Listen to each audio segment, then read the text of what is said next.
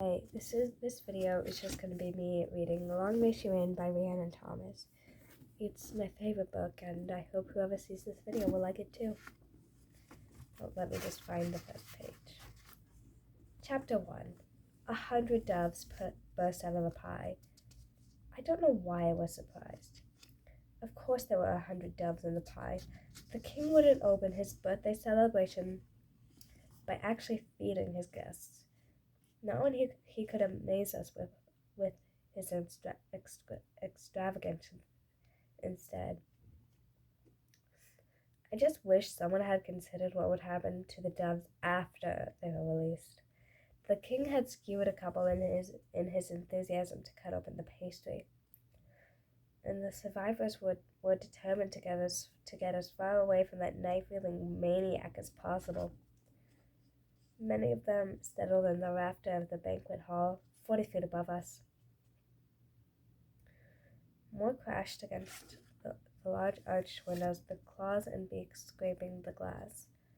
One settled in the bell of a trumpet and refused to move, no matter how violently the player waved his hands.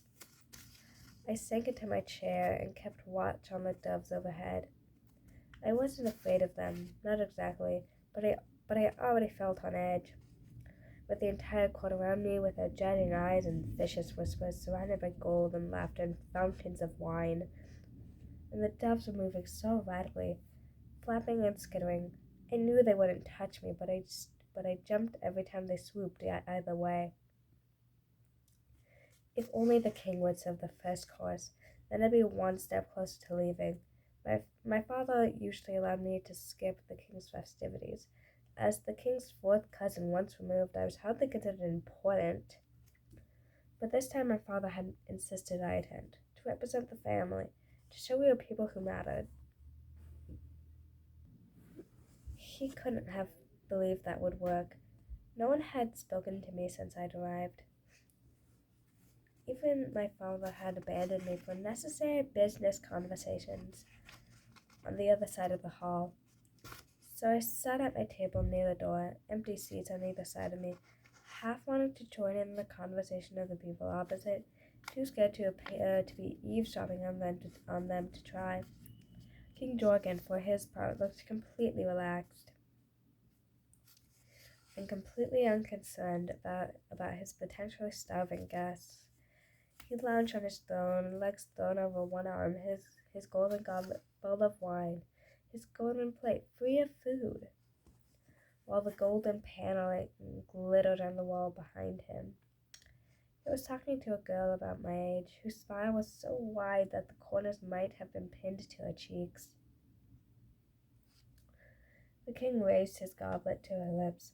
When she shook her head, still smiling that strange smile, he tossed the goblet over his shoulder, wine and all. "This drink does not please my lady," he shouted. "Bring us something better." Queen Martha sat on his right. I always thought that she looked like a praying mantis, tall, thin, and bug-eyed, with a ruthless personality to match. Her dress was the biggest in the room, with silk ribbon at the end of every layer like icing on a cake. Her hair reached up towards the ceiling, studded with berries. She held a peacock feather fan in front of her mouth to hide her yawn and pointedly avoided looking at her husband. A dove landed next to my still empty plate and fluffed its wings. It looked at the food platter, then looked at me, as though blaming me for the lack of treats. I know. I ran my fingers along the feathers at its neck. They were softer than I'd expected, and pristine white.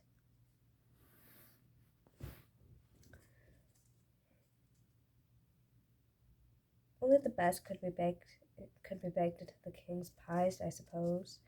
I'm hungry too. Freya, what are you doing? Sophia, the woman sitting opposite me, waved a ring-covered hand in my direction. She was in her 40s, but her hair rich and red. A black silk moon and 2 stars had been stuck to her forehead, either as an affectation or to conceal any stars. Don't encourage it, it's filthy. Pigeons all over the table, Sophia's neighbor Claire said. She was in her 40s too, and rather portly, with a silk heart placed to the right of her pink lips. I suppose the pie was entertaining, but doves, I said without thinking. Claire raised a single, perfectly arched eyebrow. What was that? Doves, I repeated a little louder, forcing the word out. They're not pigeons, they're doves. Claire laughed. Oh, Freya, you are strange. She waved carelessly at the bird. Pigeon, dove, whatever it is. We really don't want it on the table. I pulled my hand back and stared at my plate as she shooed the bird away. People had been calling me strange since I learned how to talk, although they usually only said it when they thought I couldn't hear. When I was younger, I had chattered constantly, stumbling over the words in my eagerness to express them, asking question after question until I was at least 5 explanations deep.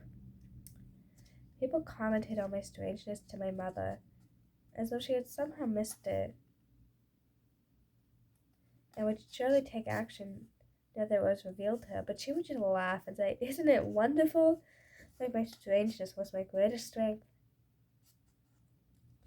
Even then, I know what it meant, that something was wrong with me, that I didn't belong. Then my mother had died, and my strangeness had become far more concerning. An insult to her memory, an accusation. Why can't you be more like your mother and less like you? It was fine, I told myself. Claire should have been the one embarrassed for making such a stupid mistake about the birds. It was fine. But whenever I tried to convince myself my worries were all imaginary, that no one judged me, I remembered every scrap of evidence I'd ever gathered to the contrary. Every time someone had sniggered after I spoke, every sideways glance shared by friends when I approached. The moment I had walked away from Rosaline Hayes and her friends, and I heard them repeating my words in high-pitched, laughing voices. I had been reluctant to say anything to anyone after that. At first my father had comforted me. Court is an odd place, but you'll get used to it. You'll make friends, you'll figure it out. But I continued to stumble, and you'll make friends became you'll survive became Freya. Could you at least try, for my sake? 5 years later, I still had no place here. Or I did, but it was sitting by the wall, practically invisible, the butt of jokes if I was mentioned at all. Awkward Freya, strange Freya, silent, stuttering Freya who said rude things by accident and was so very, very plain. Did you hear she does experiments in her cellar? Did you hear she nearly burned her house to the ground? What was she even doing in court, behaving like that? That's what I assumed. No one gossiped about me in front of my face. No one said much to or about me at all. I decided long ago that I didn't care. I was going to escape this court as soon as I could. My father insisted I had to try and find a good match, to get married and play a role in court life, but no one had ever shown any interest in me. I never found anyone who interested in me either. As soon as my father accepted that I'd be gone, I traveled to the continent, perhaps, where research was taken far more seriously, and conduct my experiments there, one day soon. Because it turned out I did care. I cared what people thought of me. I cared what they were saying, and I needed to get out before their judgment changed me. Hi, Freya. I turned towards the voice, smiling. I'd only ever had one good friend, but Naomi was so wonderful that I couldn't imagine needing anyone else. She'd been drawn to me somehow when she first moved to the capital with her brother Jacob, joining me in the corner of awkwardness and pulling me into quiet conversation. We had little in common as far as interest went. She loved novels, stories, romance, and adventure, while I was much happy with equations and research, but our souls clicked. She looked pretty tonight. She always looked pretty. Not the court's version of beauty, but something softer and sweeter. She had large brown eyes, a tiny pug nose, and ever-present dimples. Her black hair was piled in a dome on the top of her head, every twist studded with a gem, and her dark skin shimmered with whatever crushed jewel powder was currently in fashion. "Hi," I said. She slipped onto the chair beside me, wobbling slightly as she maneuvered her massive skirts into place. "Should you be sitting here, Naomi?" Sophia said. "Not that we aren't delighted to have your company, but His Majesty worked so hard on the seating arrangements. His Majesty won't mind if I sit here for 2 minutes, I don't think," Naomi said, although she looked down as she said her expression unsure. She ducked closer to me. "The people at my table are horrid," she murmured. "And you're surprised?" "I guess not. But then my brother abandoned me, so it was just me for two wolves. How are you coping?" "I'm alive. That's something, isn't it?" "Here? Definitely." "What are you girls whispering about?" Claire said. "It's awfully rude to have secrets, you know. We'll be thinking you're talking about us next." "We'd never gossip about you," Naomi said. She glanced at the table again, then quickly back at Claire, correcting her gaze. "What would we even say?" Lots of things, I thought, but Naomi probably meant it. She made fun of court, but was always eager to forgive the courtiers themselves for their cruelty and vanity. Every insult became a harmless misunderstanding, or good people having a bad day if you allowed Naomi to sit with the sword long enough. "Well, I hope I'm not that boring." "Tell us," Sophia said, leaning forward slightly. "How is your brother, Jacob?" "He's well, thank you. What a handsome young man. I suppose he'll be finding a girl soon, or is he enjoying life too much to settle down?" "I don't know," Naomi said. "You'd have to ask him." "But surely, as his sister, you must have some inkling. Woman's intuition, no? Young men so rarely know what they want, but you must have a feeling." "What about Madeline Wolfe?" Claire said. "She's not connected to anyone, is she? They would make a wonderful couple. Think how beautiful their children would be." "Yes," Sophia said. "Is your brother close to her, Naomi? We should arrange an introduction when she returns from her estate. Something so adorable they can't help but fall in love." Naomi was saved from answering by a hush that descended on the room. The king had stirred, arms swept out towards the crowd. "Before we enjoy our next course," he said, "I've arranged a little entertainment." All the rulers probably had entertainments arranged for them on their birthday, but the king would never leave anything to chance. He had to show how extravagant and benevolent he was, and that meant planning every detail himself. The troop of performers ran through the hall. Through its rear doors. One went backflipped her way along the hall, passing just behind me in Naomi's chair. She sought us a sideways glance as she went. She sought us a sideways grin as she went. She was followed by more acrobats, people cartwheeling, a man walking on his hands, and jugglers too, rings flying through the air. The outfits sparkled, catching the light as they danced, so it almost hurt to look at them. When they reached the front of the room, they bowed to the king before continuing their performance.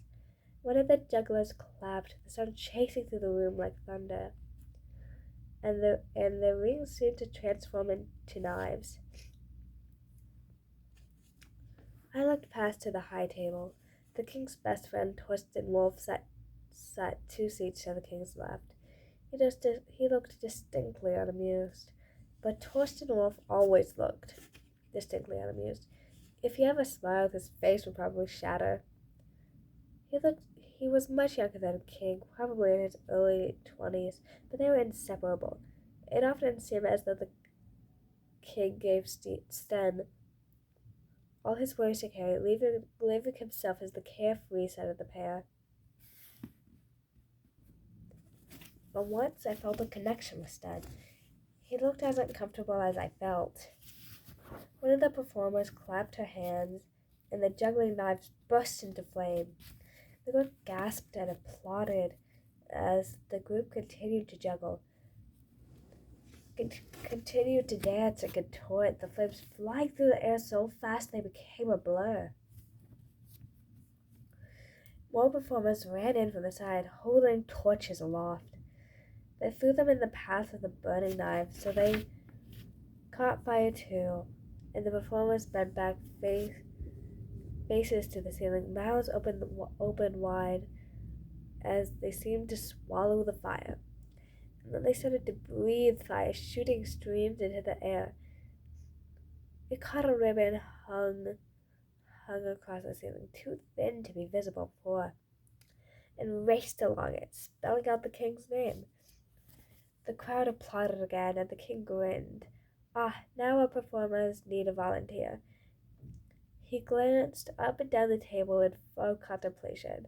Twisted Wolf looked like he had swallowed a lemon, and I thought the king would choose him, a punishment for his lack of enthusiasm. But then, Fitzroy, why don't you come up here? Fitzroy. Even I heard danger in that word. William Fitzroy was the king's bastard son, and although most people referred to him by his surname, the king's name changed with his mood. He was my son when Fitzroy was in favor, or William if a name was really needed. Fitzroy was a hint of dismissal, a reminder of his place in court. A surname they invented for the bastard son, the boy who wasn't supposed to exist. But Fitzroy sauntered forward without hesitation. His blonde hair fell across his eyes, giving him an air of casual confidence.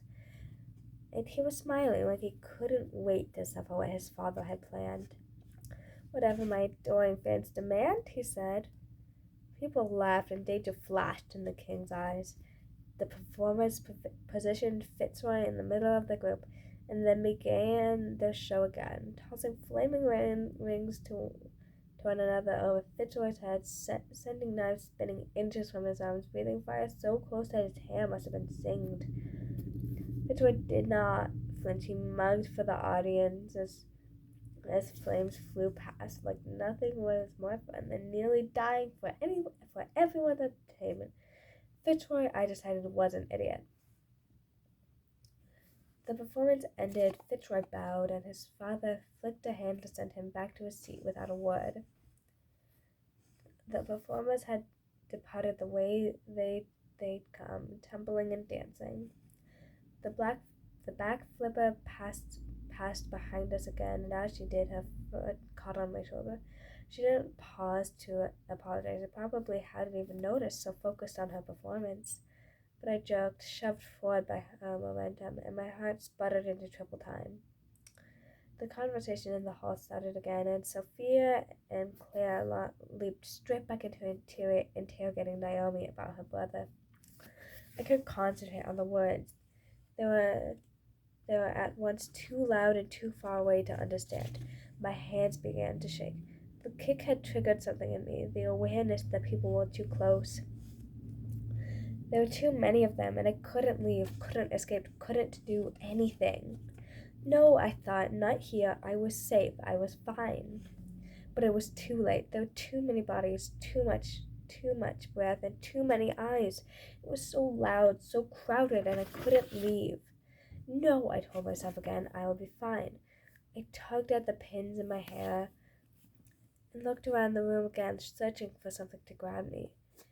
The fountains of wine, the cascading flowers, the dove who still seemed confused about their inability to fly through the windows. Everything was safe. I'd be all right. I tugged at another hairpin, my hand shaking.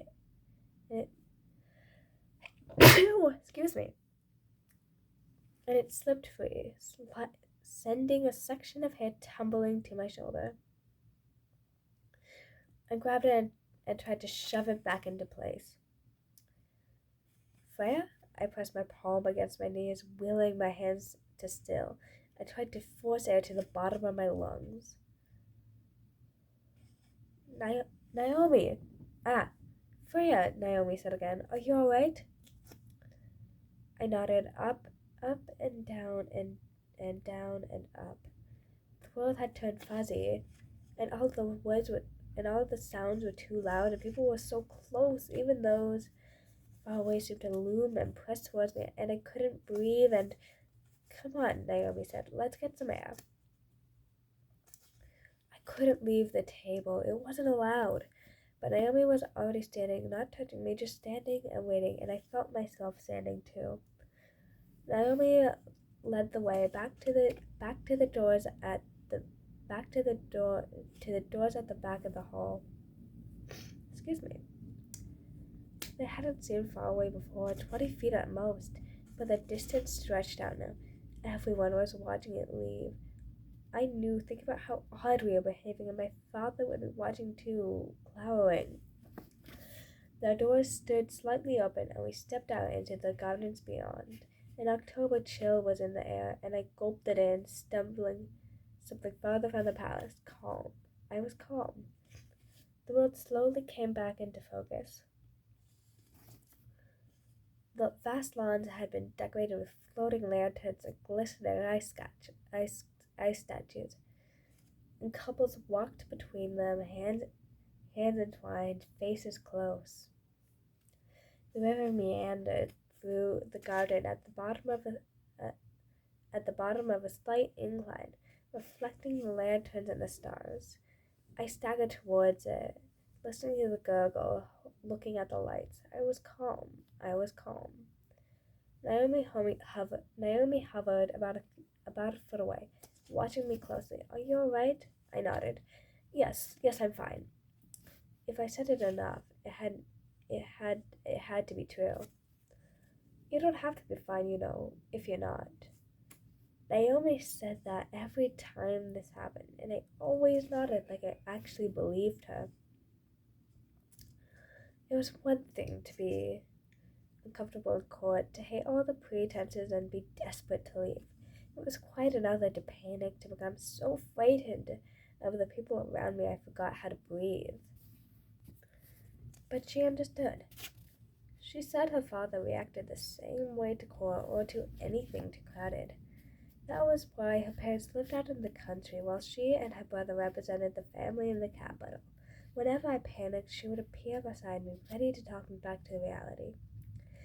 She swept her 36 layers of skirt forward and sank onto the grass. It must have been cold, but she simply looked up at me with a smile until I settled beside her. At least I could breathe again. The chatter and the music floated through the hall's open door, but it felt safer now, farther away. Want me to take your hair down? Naomi asked. I nodded. Naomi moved behind me and started pulling the pins loose with quick fingers. With every tug, my lungs relaxed, just a little. How's the experiment going? Any luck? I shook my head. I'd been working on a way to create portable heat for weeks, something that could keep your hands warm and perhaps even banish the cold from my laboratory without fire. So far, all I had from my effort were a whole lot of notes and a whole lot of burns. I plucked one of the loose hairpins from the glass and began to twist it beneath my fingers. The diamonds gleamed. I've been experimented with different metals, I said. But nothing yet. I'll figure it out. Naomi tugged the last of my hair, and I leaned back, falling into the grass beside her. That's all I'm going to read for tonight. Tell me if you want me to read more. That was just a fraction of the first chapter, and there was way more to this book. Bye now. Remember, you're loved, valued, and important. Go eat some food, drink some water, take care of yourself. Bye.